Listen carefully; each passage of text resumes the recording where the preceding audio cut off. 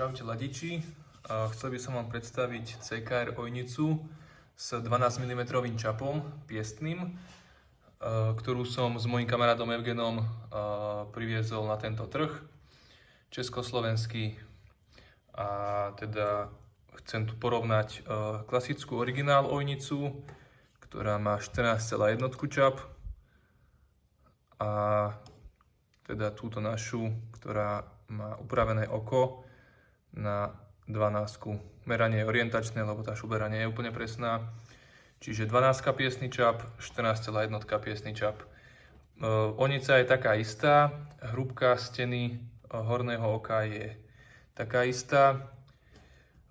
Zmenšené je vnútro, ale aj vonkajšok, ale hrúbka steny zostala rovnaká. Môžeme to zmerať. Je to 3 mm a tuto taktiež 3 mm.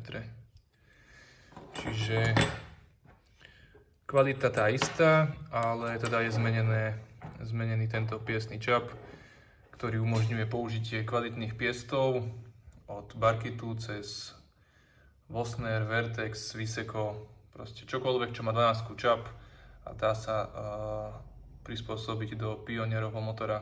Na záver by som chcel povedať, že ojnica je od toho istého výrobcu CKR, takže bez pochyb môžete používať s tou istou kvalitou, na akú ste boli doteraz zvyknutí. Ďakujem za sledovanie a čaute.